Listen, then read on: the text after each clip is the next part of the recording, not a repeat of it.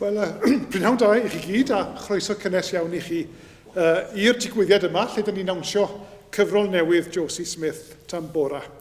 A very warm welcome to you all to today's book launch. The university is delighted to host today's event and to launch Josie's publication, Tamboura. And it's pleased to be able to do so for two main reasons. First of all, it supports the growing relationship between the university and the town of Lampeter. And secondly, it is a mark of respect for Josie and her significant contribution to the town of Lampeter for many, many years. Now, Josie and her husband moved to Lampeter exactly 50 years ago. That's my understanding. And a year later, 1974, they opened the Mulberry Bush, one of the first whole food stores in Wales.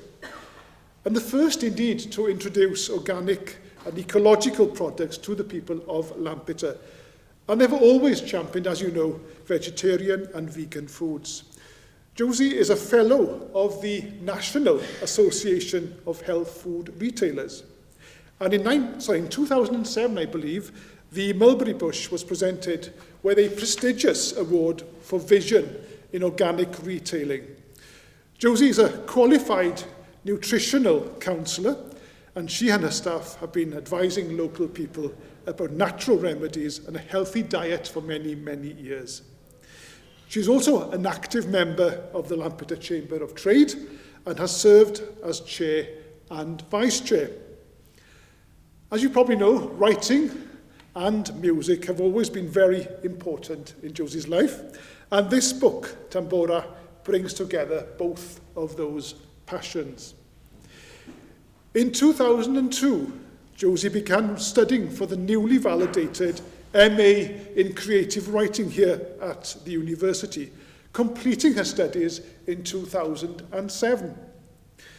Some of you will remember that the Lampeter Sacred Music Festival took place here on campus in 2013 with Carl Jenkins, yes, the Carl Jenkins, conducting his Requiem for Peace in the Arts Hall. And Josie was one of the trustees and organisers of that event.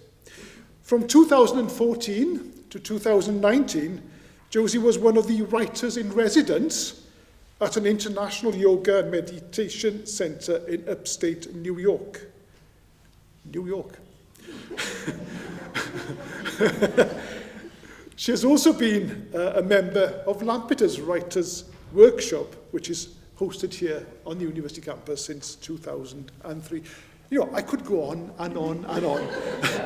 Suffice to say, Tamboura is Josie's second book, and it is my now very great privilege to invite Josie to introduce her publication to you, this afternoon's audience, and to formally launch this amazing publication that all of us will buy, hopefully, at the end of this session. So please give a very warm welcome indeed to Josie Smith.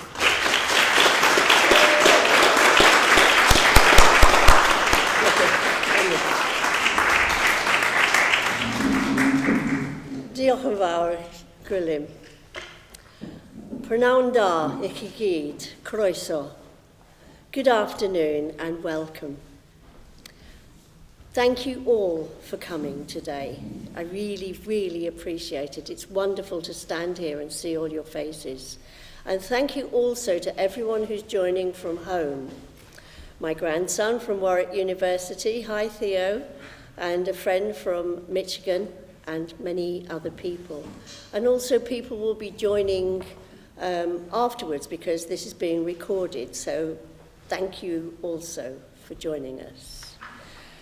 Today is St. Dwynwen's Day. St. Dwynwen is the patron saint of lovers and love, and it's also Burns Night tonight. So today we're celebrating love and poetry. Perfect day for a book launch. I feel very honoured to be launching my new book, Tamboura, here at the University of Wales, Trinity St David. This university is a very special place for me. It's the heart of Lampeter. It's so important. And as Gwilym said, it was taking part in the MA programme that really honed and refined my writing and editing skills. When I was 13, I sat down to write my great novel, and I soon realised I had no experience and I needed to live a little. So then I was so busy living, I didn't have time to sit down and write my novel. I wrote poetry, I wrote articles, I gave talks and things like that. I didn't have time to write for many, many years actually, and it wasn't until around the turn of the millennium that I saw an advertisement for an evening class which was being run by the Workers' Education Authority. Yeah, that's what it. And it was in script writing, run by Dick Edwards. And he is a great Welsh playwright and poet. Unfortunately, Dick isn't able to join us today, but I hope you're looking later, Dick. Thanks. And Dick invited me to apply to join the master's programme that was just being validated. And it really changed my life, you know, it really did. It really improved and gave me so much more confidence with my writing. As a result of being on the master's programme, I was then invited to be in the content department in the International Spiritual Organisation. So I spent about 15 months in upstate New York over the period between 2014 and 2019 and further refined my writing skills. And it was there, in fact, in 2017 that I decided to start writing about this Tamboura. And originally I was going to write short stories. I thought I'll write a series of short stories with the Tamboura as the central character. But, you know, when you start writing, it has its own life, and this is the story that it became, Tamboura. So, now I'm going to introduce you to the three main characters in this book, Tamboura. What's it about? People often ask me what's it about. Well, I think the main themes are music, meditation, and motherhood. But really, it's about the search for meaning in the modern world. We all ask ourselves these questions. Who am I? What am I doing here? What's it all about? So it's a quest. It's a book about a journey of discovery. And I think we're all on journeys of discovery, so hopefully it will resonate with many, many people. So yes, the first character is the Tamboura. And we'll travel back to the 60s, and I will read 3 short sections from the first chapter.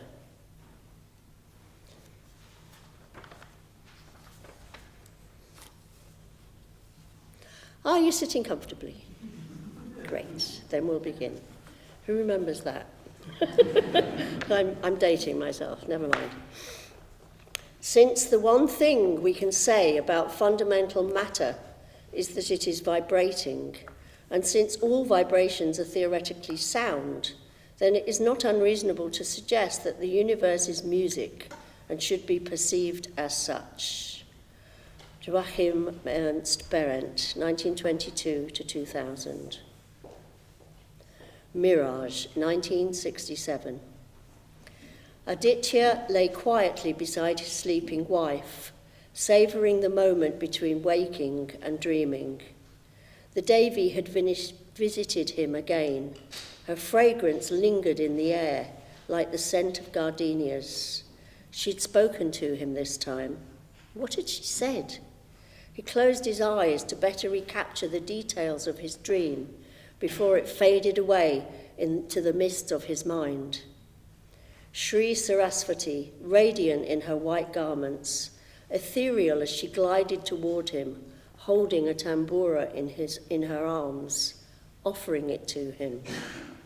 And there was music, such sweet music, flute and sitar, tabla and tamboura.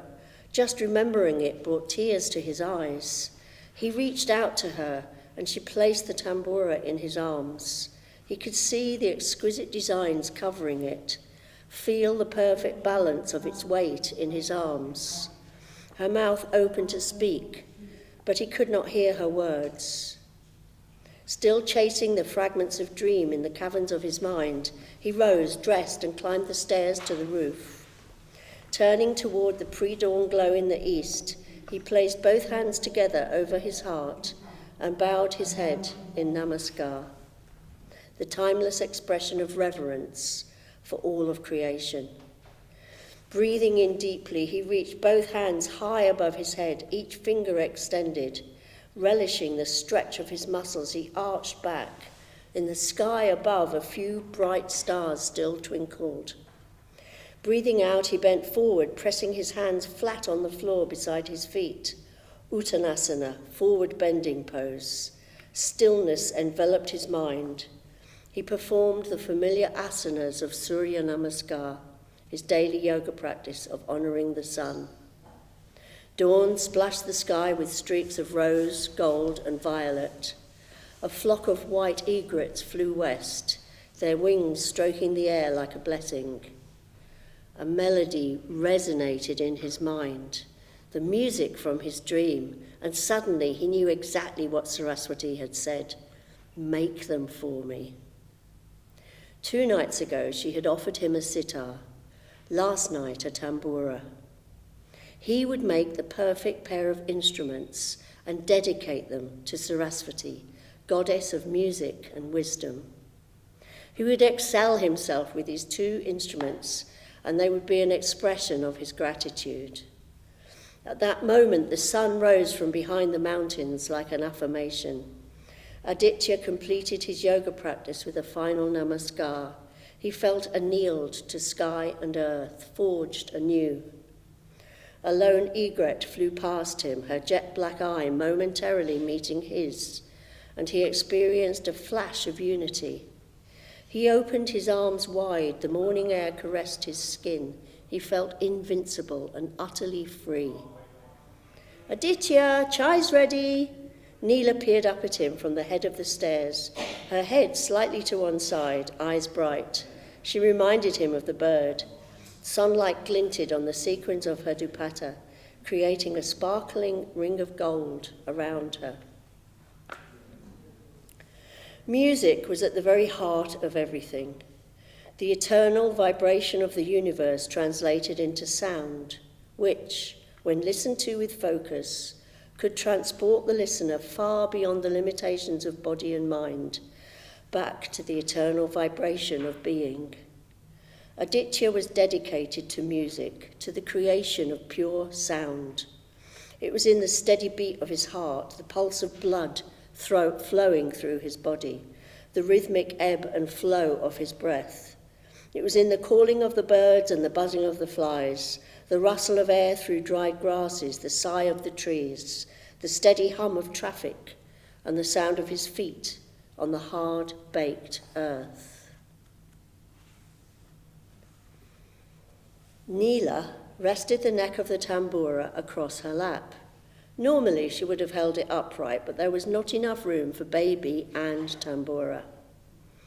Their eyes met, and they began to play an early evening raga, Kalyan, which invokes great blessings. At first the notes were slow, aching, each note sustained, bending and willowing. The music painted longing, expressed the yearning of the soul for union. Aditya gradually increased the tempo, embroidering each note with a waterfall of sound.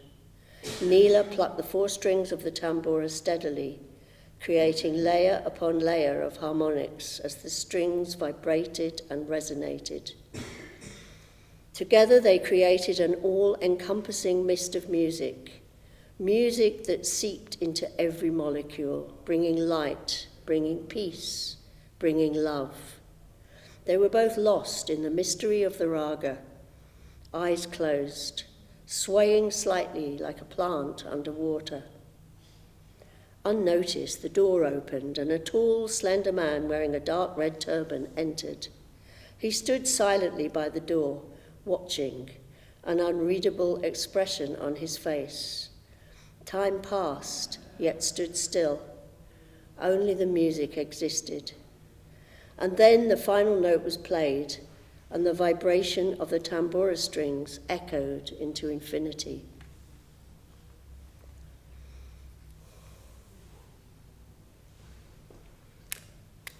So, this is the Tamboura, and I'm going to play it for you.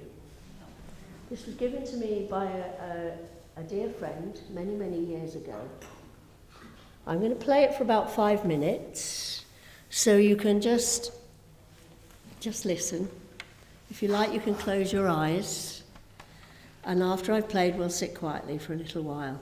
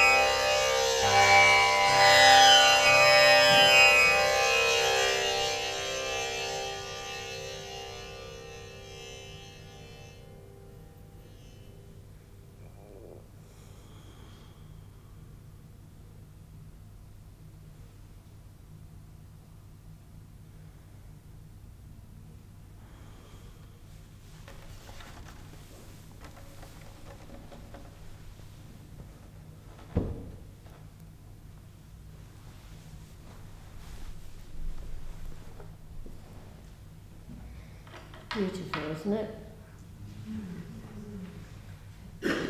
So, now I'm going to introduce you to Joanna and Eddie, who are two more characters in the two main characters, along with the Tamboura, in the book.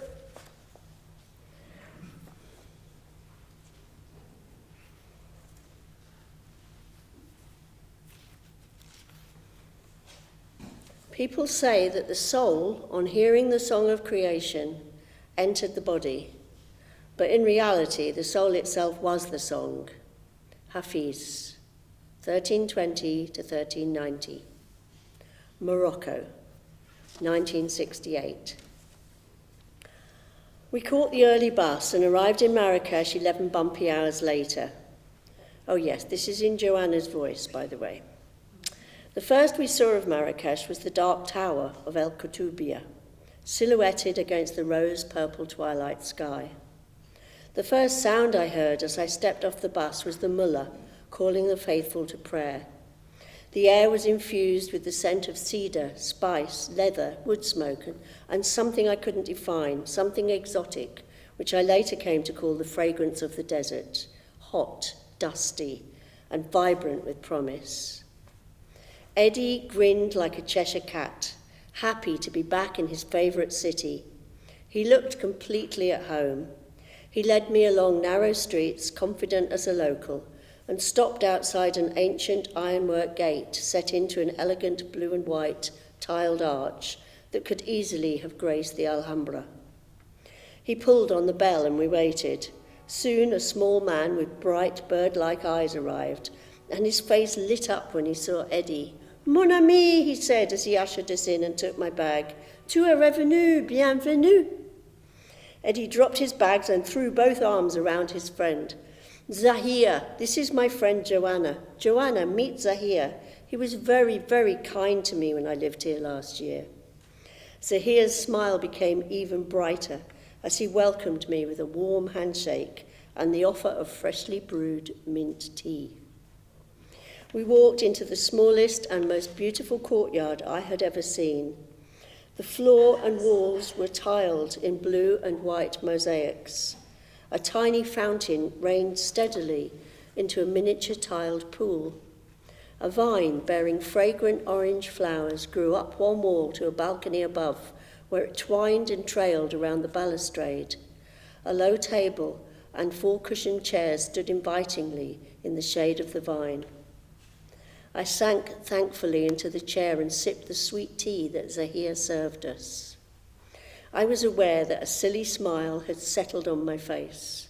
I felt relaxed and happy, as if every discomfort and challenge of the journey had simply melted away. I was home, and all was well with my world. I think I fell in love with Marrakesh at that moment.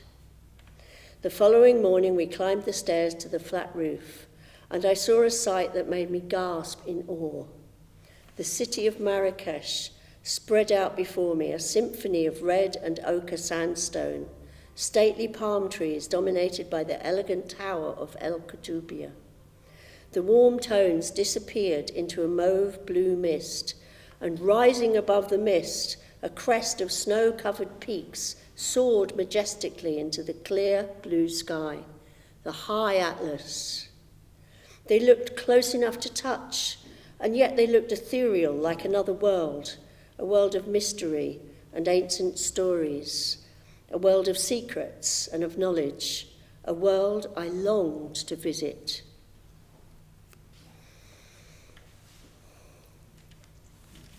So now I'd like to introduce you to some more characters who play a small but significant part in the story as it unfolds.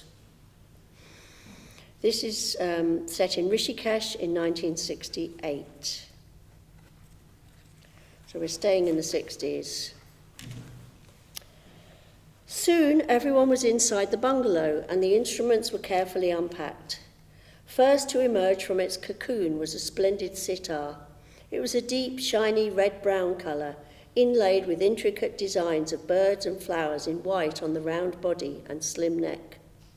George lifted it lovingly and gently plucked a few strings.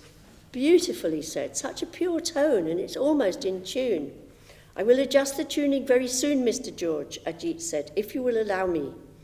George smiled at Ajit and nodded his head slightly. Of course, Ajit, but only if you call me George. No one calls me Mr. George, he laughed. Meanwhile, Prahlad had unwrapped the tamboura, and he stood the instrument beside the sitar, steadying each one on stuffed cotton rings. Wow, Donovan said, they're a perfect pair. Were they made by the same craftsman? My brother, Jayendra, brought them in Miraj, a town in Maharashtra, which is famous for the best Hindustani musical instruments, Ajit said, a note of pride in his voice. This pair were made by a particularly fine craftsman. They are the best you can buy. Ajit tuned each instrument in turn, while Prahlad unwrapped a pair of tablas that George had bought for Ringo. Nuka had been watching the arrival of the instruments with fascination, but now she felt like an intruder. I'll see you later, she said to Jenny as she prepared to leave. Oh, please don't go. Stay for a drink with us, Jenny said. Wouldn't you like to hear what the instruments sound like?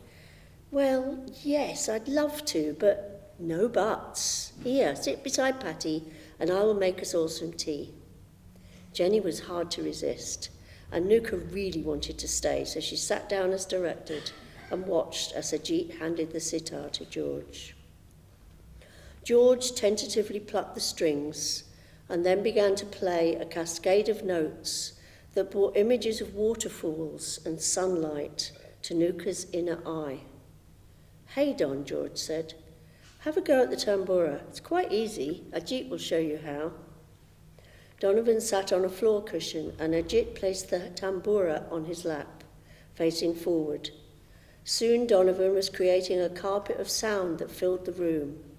Nuka closed her eyes and let the sounds wash over her. The tamboura had a mesmeric drone that reached into her heart and mind, soothing her and encouraging her to turn inwards. The sound of the sitar traced patterns of light onto the steady stream of harmonics created by the tamboura. Then Prahlad joined in with a dancing rhythm on the tablas. Ajit began playing the Vichitra Veena, a magnificent instrument consisting of a long, fretless body supported by two gourds, with a peacock carved into its upcurved neck. Ajit used a round paperweight as a slide and created a magical sound of bending notes and singing strings. The music took flight like a flock of birds soaring into a perfect sky. The sounds swooped and dived, flying in circles and cycles of indescribable joy. Tears fell from Nuka's eyes as her heart swelled with an inexplicable longing. In the pulsing silence after the music, the room shimmered with love. Nuka opened her eyes and looked around. Everyone else still sat with eyes closed. She had no idea how long they'd been playing, nor how long they'd sat in silence. Time was irrelevant. She felt like she did after a very deep meditation, centered and still, yet tingling in every pore. Donovan cradled the tamboura in his arms, his head against the long neck. His eyes met George's, and they simply looked at one another, a silent communication passing between them. It's yours, man, George said. Just come round and play it with me often. Thanks, man, Donovan said. I think me and this instrument are going to get along just fine. Everyone laughed at Don's attempt at a southern accent, and Jenny stood up to get the tea, which had been entirely forgotten. So, the last two very short readings are just a taste of how the story moves along. The first is set in Sky Island in 1969. And it's in Joanna's voice again. When I went to our room that first night, I noticed an instrument leaning against the wall in a corner. It was over 4 feet tall, with a round base and a long neck, ornately decorated, and the most beautiful shade of mahogany, I plucked each of its 4 strings, and the sound it made filled the small room with an exotic, discordant resonance that spoke to my soul. I turned the finely carved pegs and tuned it as best I could, then played it again, plucking the strings like a double bass. The sound transported me, sending my consciousness spiraling into a vast, still space. I put my head against the round, warm wood of the neck and plucked the strings again. The vibration of the notes resounded through my body. "Wow, what's that?" Eddie asked as he entered the room. "I have no idea, but I love it. Listen to this sound." "Maybe it's a sitar," he said. "Maybe. Certainly looks Indian, doesn't it? We'll ask Julian tomorrow." "Are you warm enough? I'll stoke up the fire." He added several logs to the fire and secured the guard. "Thanks, love," I said. I filled the hot water bottle and we could snuggle up. We lay curled up in one another's arms, and I fell asleep to the sounds of roaring wind and crashing sea. And finally, we're in Bristol in 1970. Still in Joanna's voice. The Tamboura added an exotic foundation to the music, allowing Paul to improvise on his 12-string guitar. Eddie provided the vocals and a driving rhythm with open-chorded strumming, and Stash's fingers danced on the bass notes, bringing a visceral physicality to the music. After I played, I joined the throng of sweaty bodies, jumping and gyrating to the music. Every face I saw glowed with the joy of music, dance, and the sheer freedom of self-expression.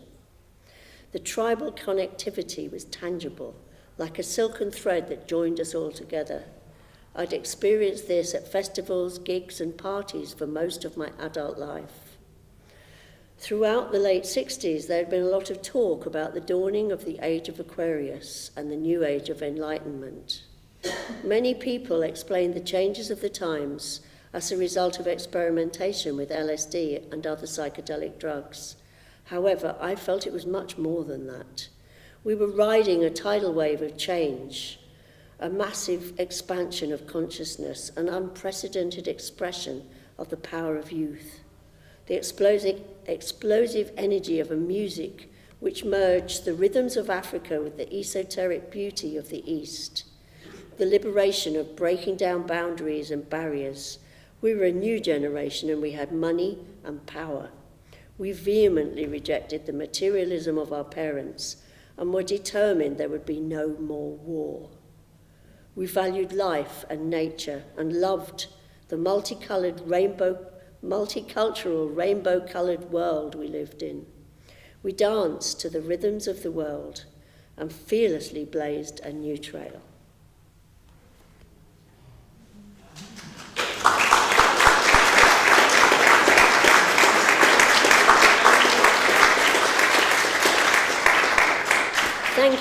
Thank you very much. So we have time for questions now, if anyone has any questions. And also for people who are with us from their own homes, if you have a question, you can type it in, and Hazel will, who's behind me, Hazel also has a microphone, so if anyone has a question here, put your hand up, and somehow Hazel's going to do 2 things at once. And someone will tell me any other questions, okay? No questions from your guests online, but you do have 12 guests, which is amazing. And Wow, welcome. And I think they come from all over the world, so hello to them. Great. Who would like to ask Josie a question? Josie, have you been to Marrakesh? It seems so real. Did you go to Marrakesh to research? Yes, it did, yes. I think you have to go to a place. Mandy asked if I'd been to Marrakesh, and yes, I love Marrakesh, but I haven't been for a long, long time. Thank you. Hi. Do any of the characters in your story retain their real names, like Mr. George or band members? Some people retain their real names, and some people have had their names changed, and I've been a little bit, it is a novel, So some things are completely made up and some things are semi-autobiographical. And yeah, so it's kind of, it's up to the reader to use their imagination, really. Thank you, Oksana. You're next. Hi Josie, so sorry I was late. That's okay, Sharon, you're I'd welcome. love to know what prompted you to write this? I think, as I say, I sat down when I was 13 to write a book. And there was, I felt, I had something I wanted to say, as I think we all do. And the writer in me needed to express herself after having been a mum and run a shop and all the other things that we juggle with in life. And the story of the Tamboura, I think is really exciting. You know, I've always, and I just, like I say, while I was in the meditation centre in New York, I just thought, oh, that's the story I need to tell. I need to tell the story of the Tamboura. We actually went to Uzbekistan with it in 2011, and I was going to include that, but that didn't come. But it did. It has travelled a lot, this Tamboura, yes. But the story had its own life once I started writing. Thank you. Gary? I'd assumed that instrument was of the East. So can it be found in Marrakesh? No, it was nothing to do with Marrakesh. Marrakesh was just, there's many, we go to many countries in the journey of the book. So no, the Tamboura does come from India, but you can buy them in the UK also. But it's not a Moroccan instrument, it's an Indian instrument. Yeah, it was Joanna and Eddie that were in Marrakesh. Or listening to the instrument? No, obviously not that one. Yeah. Sorry. It's all right, no, good question. I'm Josie. I was relating to the time in Bristol, because I was playing in our little band that we had. And since I'd took up sitar myself, about 30 years ago, I'm still learning. But I was watching a program on making the Indian instruments, and it's a dying art. You know, with technology the way it is, they're really struggling to keep it going, making these instruments. Yes. It's a labour of love, you know. It is indeed. You can see it on YouTube, watch the whole process. Yeah. And it can take 2 or 3 years to make a Tamboura. So we're very lucky to have one here. Yeah. And I'm looking forward to playing with it sometime soon. We might even be able to put on a little performance and have the sitar and Tamboura, which would be, well, I think it would be really, really nice. Thank you, Christy. So it's a great reminder of those times in Bristol when we all were very, very high. From the music. I think the time has mellowed us a lot, and now it's more meditation than anything else. Yeah, thank you. So thank you for some lovely stories. Yeah. I did a lot of research into the making of a Tamboura, actually. You know, the whole first chapter is about the creation of a Tamboura. And yes, it's an amazing art. And it's still going on. I mean, Mirage is a centre for musical instruments in India. Thank you for your question. And your thoughts. I acquired a Tamboura by circuitous means. And it was described to me as a male Tamboura. In these days of woke eugenicism, I wonder what sex your Tamboura is. How can you tell the difference? Okay, so I know the answer to this, but thank you for your question, Patrick. Great question. Did everyone hear it okay? Yeah. So the male Tamboura is the larger Tamboura. The female Tamboura is somewhat smaller and daintier, as happens with most humans. So, yeah, and then there's a little baby Tamboura also, which doesn't have such a resonance. This is also a male tambura, it's the largest.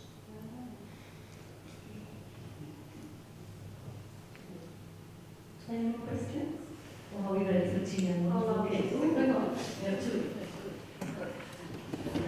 Well, I can't really frame this as a question, but because I have read the book, the bit that I loved was as well as all the other parts of it, was the thing, and I don't want to spoil it for anyone who hasn't. No spoilers. The thing that you found out after quite some time of having a tambura about it, to me that gave me such a buzz that you included it in the story like that. That seems so genuine and, well, there you go, that's it. Thank you.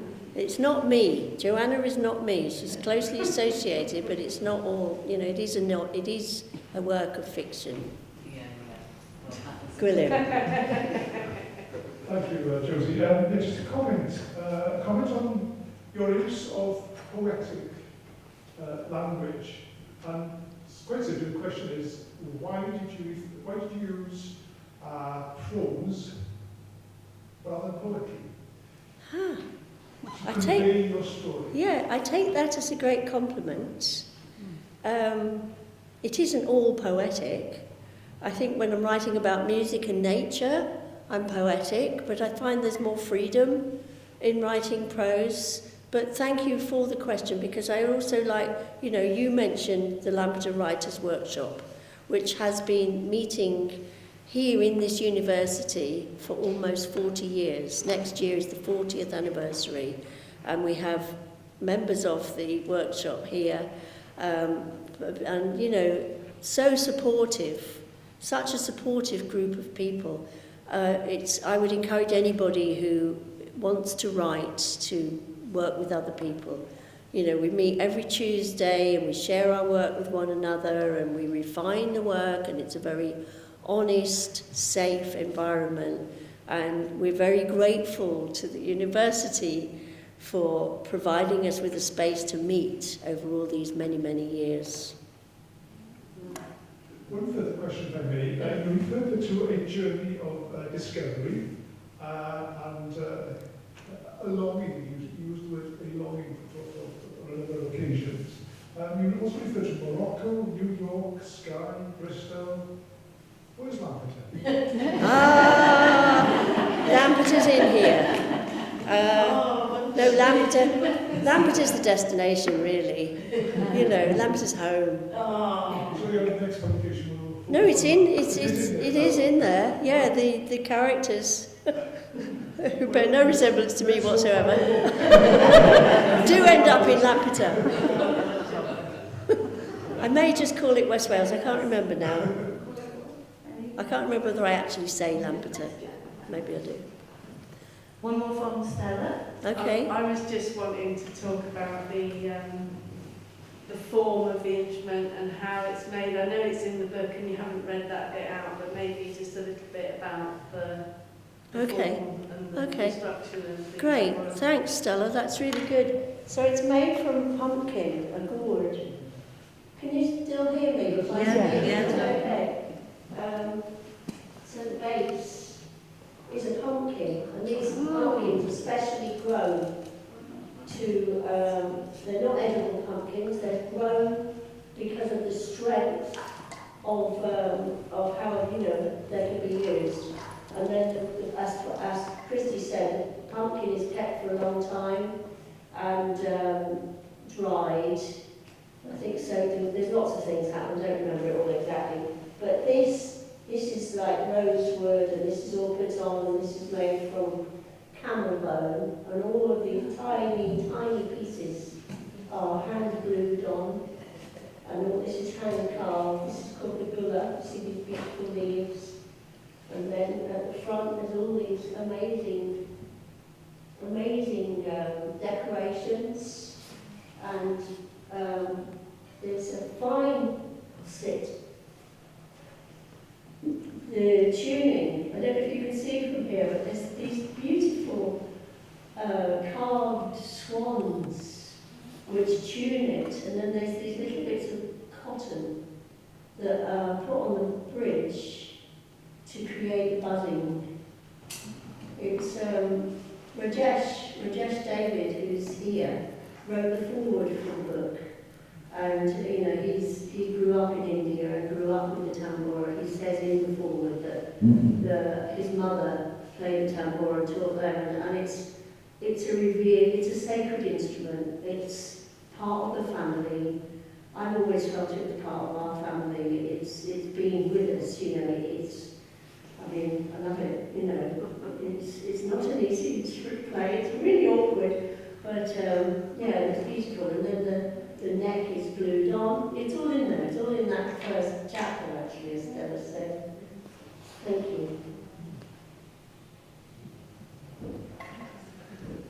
What is the wood of the neck?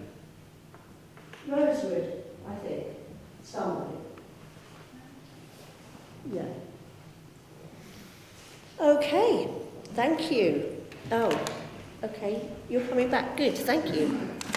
Good. Just to thank Josie for an inspiring presentation and readings and the musical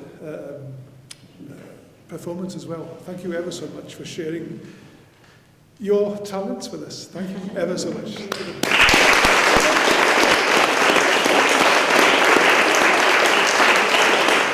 And thank you also. Thanks for the amazing support from the local community. It says a lot about you, I think. Yeah, and also from our friends and family members here in Lampeter, but also online as well. Thank you for your attendance and support today. It's been an inspirational hour here in Lampeter, and we're incredibly pleased to be able to support you personally, but support the community here in Lampeter as well.